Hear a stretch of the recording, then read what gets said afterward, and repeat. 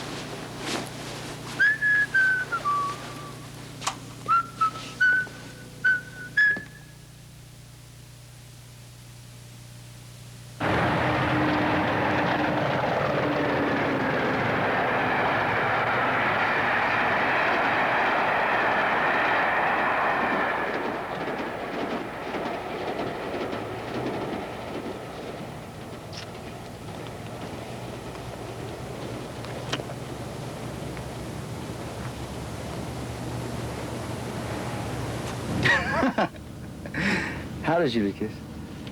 She kisses very well. Thank you very much. And then so does my wife.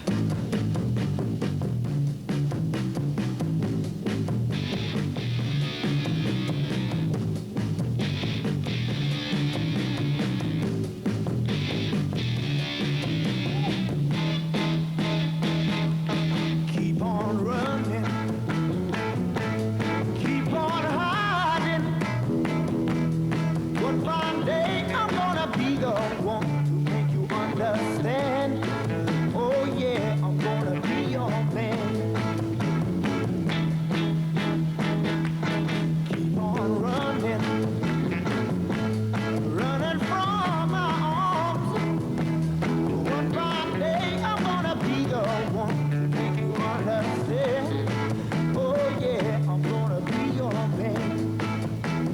great train robbery in Britain was the largest cash theft in the world. Altogether, £2,600,000 was stolen. Today, Thursday, the 16th of April, 1964, came the reckoning. Record criminal sentences were dealt out. 7 men, each going to jail for 30 years, were described by the judge as an intolerable menace to society.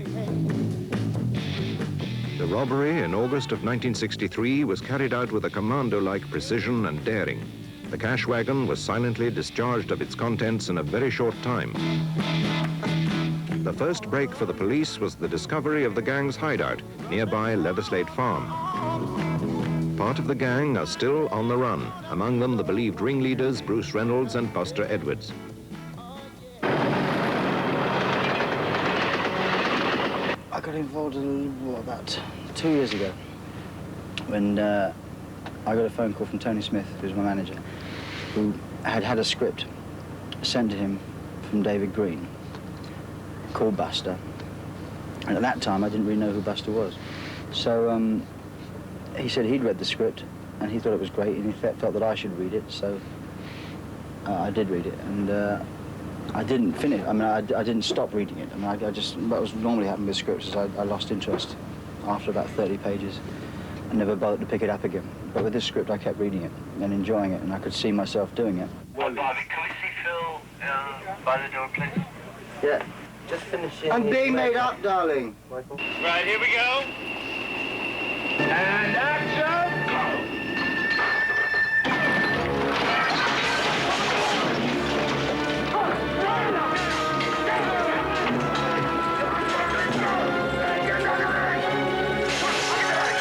Half a dozen stamps and 2 premium bonds, please. You ready, Phil? Well, I'm born ready, Michael? Oh, yes, all right.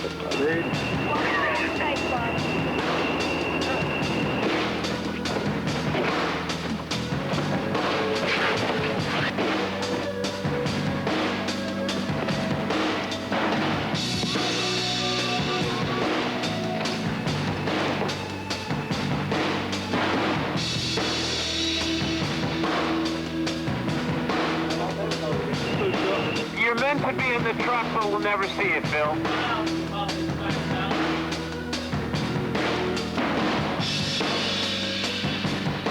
I didn't really do any research. I mentioned to David that shouldn't I meet Buster, at least. And what I felt was just try and pick up any idiosyncrasies that he might have that I could work into the film. And people wouldn't know what his idiosyncrasies, but I could stand up and say, yeah, that's spot on.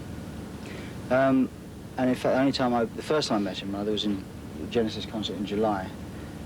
And the only thing that came across to me then when I met him was how enthusiastic, bubbly, friendly, cheerful bloke he was. He had a lot of energy.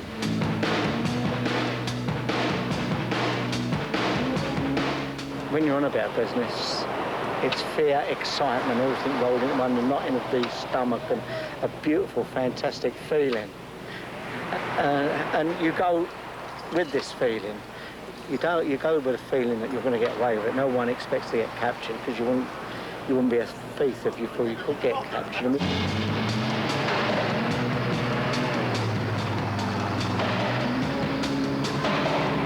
I suppose in a way we was all leading an adventure.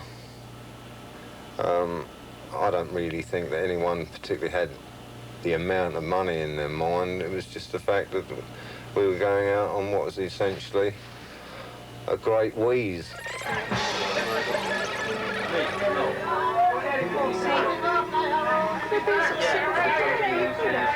You want to do another single at the end? It just feels musically that yes, as a bit it works like that. Yes, okay, And then, fine. we'll try it anyway, which doesn't work. We have to do it again, all again. Kind of drift out a bit again. And the blisters are starting to come. I've managed to come in at a certain level doing things which, actors strive for years to do, and without any training, so I mean, I'm very lucky as far as that's concerned. But the reason for doing it is just really, initially, was just to see if as a challenge and to clear my mind of other things. And it really is I know it sounds stupid, you know, even though there's tons of hanging about, you know, and getting freezing cold while you're waiting for the clouds to go, you know, so you can do one 10-minute, 10-second piece. I still enjoy it.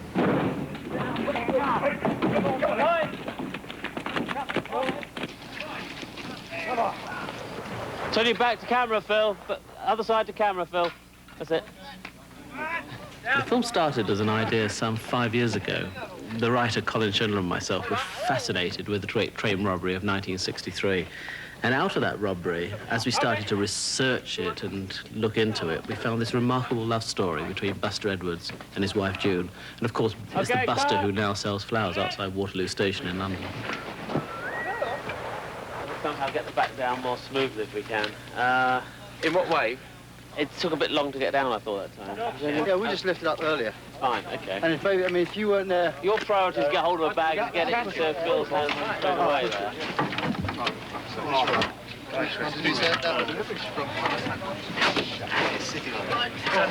I received the script of Buster in 1984 at the Oscars, it was, actually. I was staying in an excessively posh hotel in Los Angeles. And a load of scripts had come. And they were terrible things, like romantic comedies, the sort that Glenda Jackson and George Segal did in the 1970s, you know.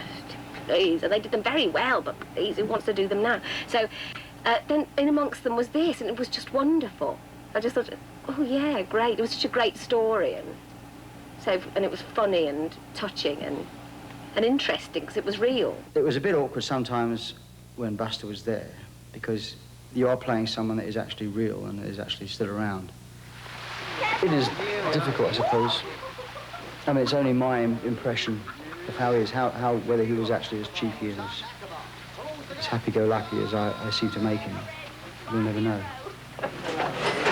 We have been without water for 10 days. We have struggled across 200 miles of desert to bring you this message. Oh, yeah? What message is that, then?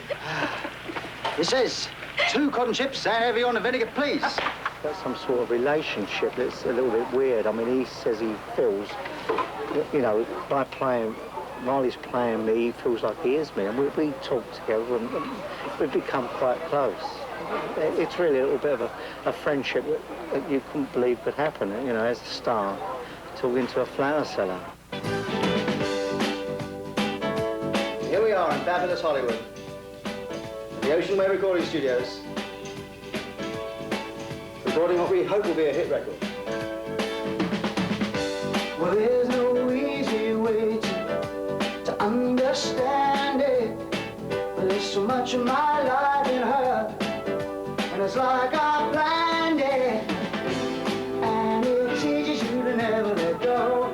There's so much love you'll never know, 'cause she can reach you no matter how far, wherever you are. 2 hearts living in just one mind, beating together till the end of time. Well, you know we're 2 hearts living in just one mind, together forever till the end of time. Oh. Phil's wonderful. I mean, he's not a rock star trying to be an actor. I mean, he's an actor. You know, and he's got all the instincts of a good actor. I mean, he's great, I think. And he's such a nice bloke. You know, obviously, everyone says, what's it like working with Julie Walters, you know, and I said, and they're going to say, well, what's it like working with Phil Collins? And it's very weird to hear the other person talking about you when you're there. But she did say that because I am enthusiastic about it, and, you know, I've got, you know, sort of childish enthusiasm for it, that was sort of, in a way, rubbing off, you know, that you're so used to sort of being around people that are a little bit jaded and sort of, oh, I suppose we better do it, yes, now, click on the emotions, you know. That to be around someone that actually really enjoys what he's doing, I think it rubs off on the crew, because it's having a great time. I mean, there's a lot of laughing. I always say this about anything I do, but I mean, I think if you do a lot of laughing, if there's a happy crew, then it shows in the film, you know. I was nervous about a few things. I mean, one, I said to David, listen, I'm not ready to do a nude scene, you know.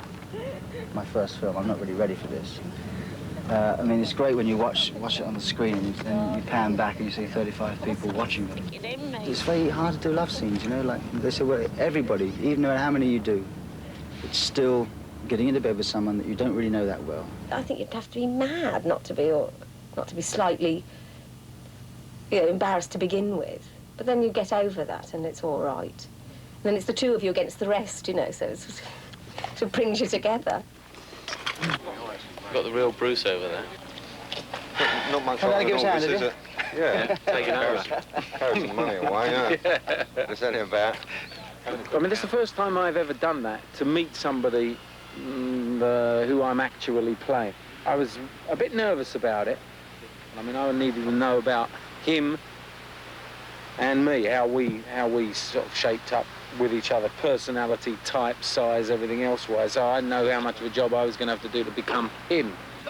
They made almost as good a job of whoever found this as we did finding the other farm, I think. Brilliant, isn't it, eh? It is, really, in a way. Yeah. We got a train round here we can nick. Bruce is categorised in the film as being very suave, but he was the one that was organising the logistics of the crime. And when you meet Bruce, and I mean this in a nice way, that he actually seems like he's still he's still there, you know. When you see him, he's still, if you've got any ideas, you know, if anything that comes up, let me know. I was saying to Larry that we are all in the gear and we have been rehearsing for 2 weeks, so if you've got anything on the cards, you know. Yeah, well, we're ready. I don't know. What, are you putting it on or top? I'm taking it. I'm taking it off now. David? Yep. We can rehearse with vehicles already there, yeah? Yes, please. Right, Simon, let's clear then. Please stand by for rehearsal. Vehicles are already there. I'll move it. Go on your glasses. Come on, Walter. Get out the way. On you go. Right. Careful, Bruce ain't got his glasses on. Right.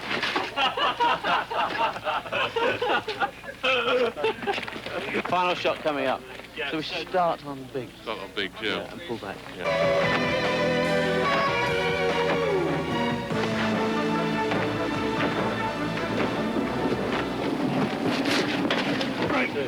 Right, cut it! But it's only a small thing, a small aspect of it, the robbery. It's really the relationship and the deterioration of their relationship with the advent of the money. That's when the rot starts setting in. The most difficult scene, and the scene I dreaded doing most, was the miscarriage scene, because I'm pregnant. So I really didn't want to do it, although I knew how it should go, you know. So on the first take, I thought, your head sort of thinks, no, I don't want to go there, really. So I think, right, I'll use my technique. You know, of course, it was terrible. You can't, really. You've got to sort of use your own emotions and your own feelings. So, but once I'd let it go, you know, it was all right, and everything was great after that, because it was out of the way. No.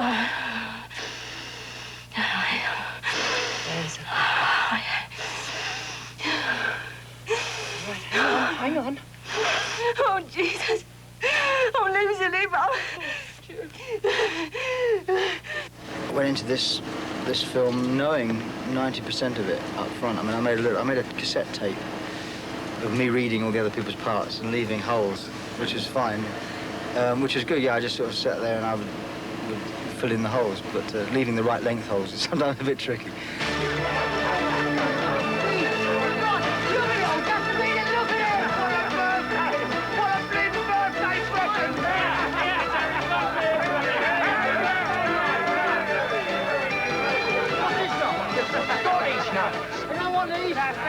I went to bed, leaving Buster more or less to supervise the situation, and he came in later on during the morning, probably a couple of hours later, and said that all the money had been sorted out and it was all there, and I asked him how much it was.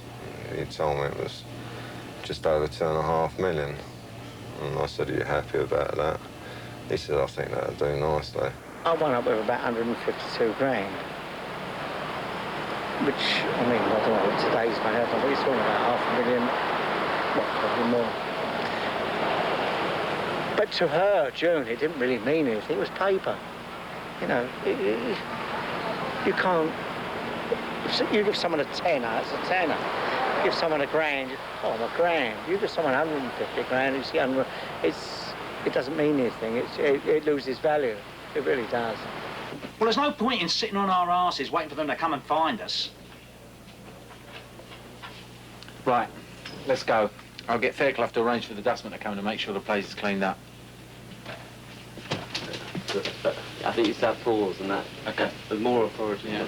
Even more authority. Right, let's go. I'll get Fairclough to arrange for the dustman to come in. Make sure the place is cleaned up. Right, we'll go. I'll get Fairclough to send a dustman in to make sure this place is cleaned up. Everyone had made their own arrangements to leave there and caught the Green Line bus. And we felt quite happy. He'd got a family, as I'd got a family. And I was seriously thinking, well, I'll put my boy down for Harrow now. That wasn't to be, but that was my thoughts in my mind at the time. And one really thought, well, that's the end of me as far as crime goes. Oh, actually, hang on, we need Norma. She's coming. Oh. Because I am undone. I said to David originally that I would give me more direction than maybe he would otherwise normally give other actors, you know. After a couple of days, I sort of fell into it quite easily. But he'd always come up to me and he'd say, very quietly, he said he was going to, he wasn't going to do it in front of everybody. Phil, you know, it's not good enough. He'd come up and sort of say, a little bit more, you know, a little bit more on that. Just play it down slightly now. Just play it. 50. It's quite, All right. quite confident. Just try and slightly down on it. Yeah, so it's not quite so much. Just 20% less. All right. Well, I don't know how to do it, do I? I ain't never had a garden before. Yeah, and I ain't never had a beard before, but you ain't seen me belly aching. All right, Buster, I'll do your deal. You weed the garden, I'll weed your beard. It's just as overgrown. Just get out there, you old ratbag, and do something. Turnover. 308, take one. Just one mind, getting together till the end of time. You know we're two hearts, living just together forever, together forever till the end. We're two hearts, living just one mind, with just one mind, just one mind till the end of time. You know we're two hearts, living just one mind, living forever till the end of time. Yeah, I've got to think about the ad-lib in the end. Okay? Okay? Okay? The thing is that the script was written without knowing them at all as people. So it was debatable whether we should meet them in terms of working on the character or not beforehand. Because, you know, they might put you off the script, you know, because they might be completely different and all of that. So we didn't know whether we should. But anyway, we met them anyway at the do, you know, the pre-filming do. And so really the work on the character is done from the script, although it was nice to meet them, just to see that they're real and still here, you know, and I hope that we do them a service. There were certain incidents sort of stand out. I mean, and sometimes scenes, you know, like there's a couple of really good scenes with me and Larry, which really you feel, I mean, I couldn't stop laughing on one of them. There was the dock scene, where there's two of us walking on the dock discussing, do we really have to go to Acapulco, you know? I didn't even know where Acapulco was. And it's quite funny, it's sort of subtly funny. But when Larry was doing it, it was so good. I mean, I had a beard, fortunately, so they couldn't see me laughing, but it was one of those moments when you really think, this is really good, this is happening. Franny is going ahead, just to make sure the old Bill ain't bothering, all right? She'll be in Acapulco in a couple of weeks. Oh, Acapulco. Where's that then? Oh, Mexico, you ignorant sod. All right, all right. So when are you coming? I don't know exactly. June 8th's abroad. But you reckon even if we gave him the whole lot back, it'd still be no deal? No deals, Buster, no deals. Don't waste your brain thinking about them. As it is now, we can't even get outside the front door. You can live like a king in Mexico on a couple of grand a year. This is interesting. You see, this is what's called screwing up the actor's coat. Banging a microphone in. Finding out it doesn't work. Screwing up the actor's coat again. Putting another microphone in. That's hardly disturbed. Hardly disturbed. Hardly disturbed. He says it's hardly disturbed. Actually, it's better on that little thing you just had. Unlike the rest of us. Highly disturbed. A lot of people say when, you know, when you're bored and it's hanging around, drive you nuts. But